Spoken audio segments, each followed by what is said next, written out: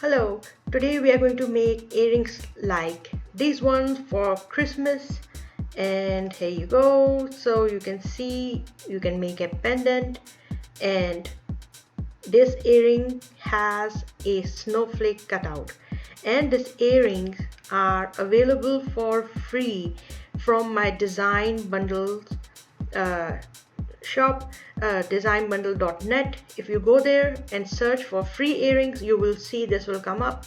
So you can download this design for free for now and experiment with that. And if you go to my store, which is Artisan Craft, you can see there are so many different type of Christmas earrings. Today we are going to build this one. So we have a plan for that. So this you can see this is a 3-part tutorial series. So how to make Christmas teardrop earrings with snowflake cutout. So you can see there are lots of assets which we need to build this final earring, this one.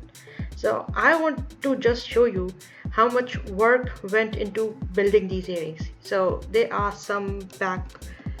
I can show you some of my working files. You can see incredible amount of work which goes through that. This particular snowflake is available in this bundle in my design bundle shop. You can see it's here. So we can build these snowflakes and then use them as we want. These are your assets. My assets, I can build earrings or sell them individually like these ones. So what I'm going to do today, I'm going to explain that this earring, to build this earring, I have planned this tutorial in 3 parts. In number 1 part, I'm going to just build a snowflake because this requires work and finessing, and this is a template which will cut through an earring design, so I want to make it easy for customer. Secondly, how to build a teardrop shape like this one, how to resize them. So that will be part 2, and part 3, finally, when we have these 2 assets properly built, then we will make this final earring. So let's start. What I'm going to do, I'm going to bring a new file. So I'm going to go to File, New, and we are going to set up a new file. So I work in inches and I'm going to choose 12 into 12. I made this actually, so the settings are there. So I'm going to select RGB mode because if I'm selling these snowflakes as sublimation designs as a PNG, then we need high resolution. So 300 dpi, and this is ready. So how I set up my document to build, first of all, build proper final product. So what I'm going to do first of all, this is my choice. I put a gray box, a gray background from, I choose rectangle tool, and I know Control R, it'll bring up my rulers. This is 12 into 12 inch box, and put it in the behind on the first layer and align it to the artboard by selecting align to artboard, vertical and horizontal line. So if anything is in white, I can see it. If any line is in black, I can see it. Gray is the best background I have found. I try to work on white, but if I lost or there is something missing, I'll check it quickly by bringing up this gray background. So on the new layer, I'm going to name it guides, and I'm going to turn on the snapping, show grid and snap to grid. So this will put guides right in the middle.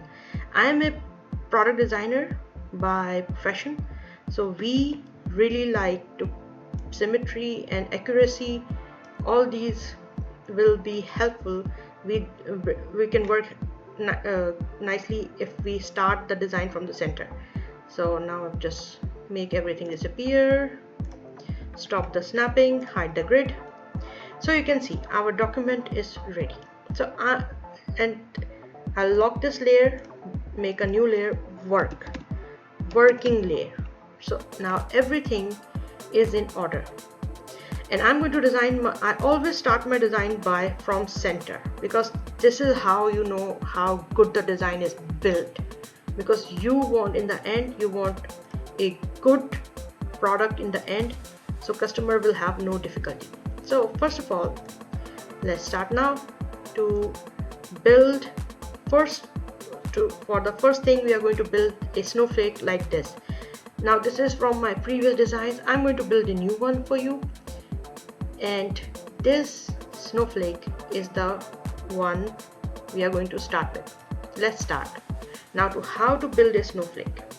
It is very simple. I'm just going to snowflake design is a design, you see there is a one motif repeating in a circle, and they are snowflakes. So many snowflakes I have built. You can see one motif, one design rotating around a circle. So one unit, we have to build one unit, and then it will rotate around a center point. So we will build this unit first, and then we will just rotate it. For that, I'm just going to select rectangle tool, change the color so you can see, and just make a rectangle. And this is, remember, this is a 12 into 12 inch artboard, and I want my design to be this big, because if I'm going to sell it separately, I will have a good resolution. And I'm going to align it by aligning center of the artboard. So I will align to artboard, and I will align it to the center of the artboard, so everything is nice and aligned. Now very simply, to build a simple snowflake, I'm just going to use this triangle.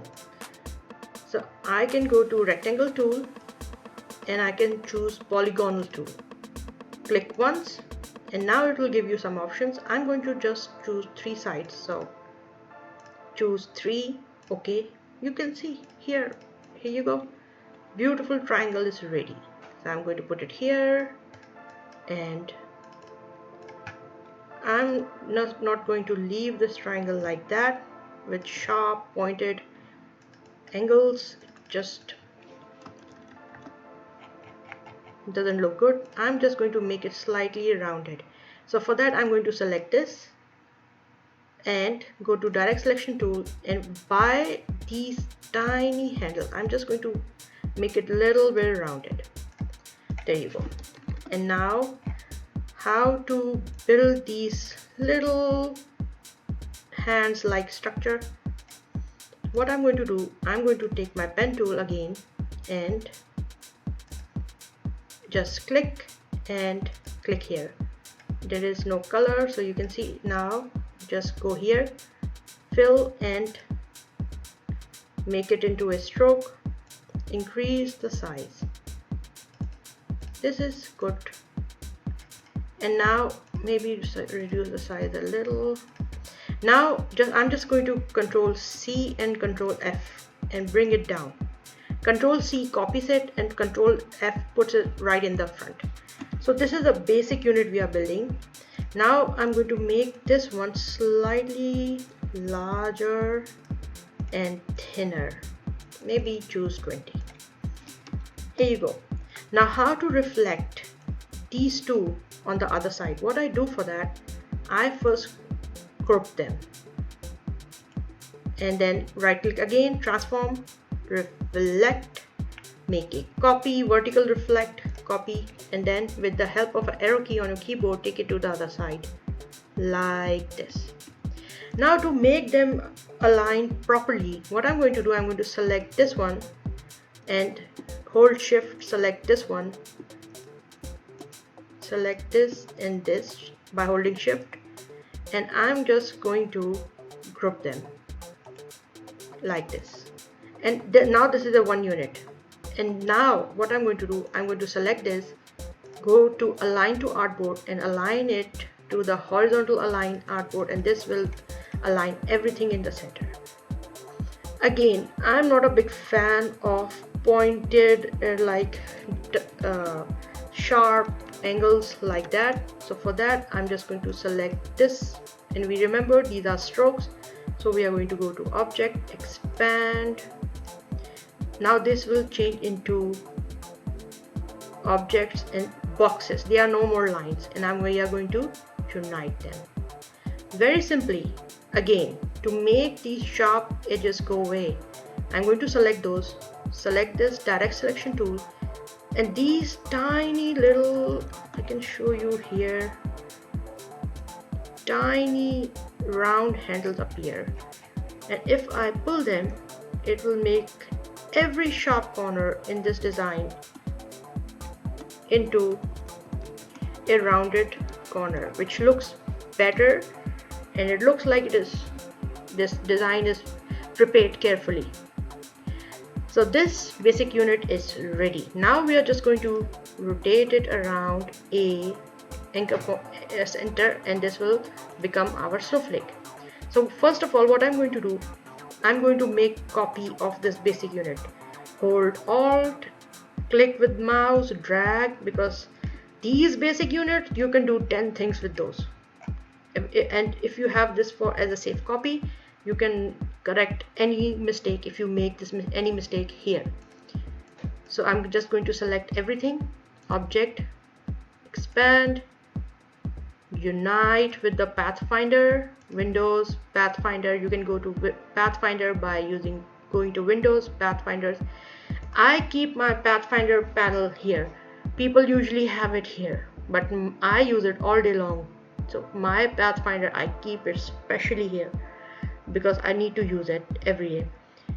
Now what I'm going to do, this, you can see this is a 1 unit now, and now I'm going to put a center of rotation.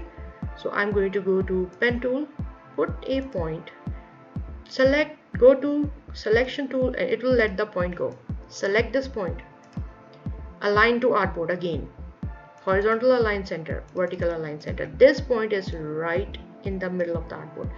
Now I'm going to choose everything, group them, and go to effect, distort, transform, and now if I choose this box is will be represented here in this tiny area. So you can choose your point of rotation. I want to rotate it from here. I'll choose the lowest point and preview, turn on the preview. Let's see what it does on 50, angle of 50, and make 8 copies. Let's see what happens. Oh, these are too many. Let's reduce number of the copies, so 5 maybe. And I want these two to either combine or have a distance. 50 is too much, so I will make it 30. 30 is making everything bunch up. 60. Good. Now this is good.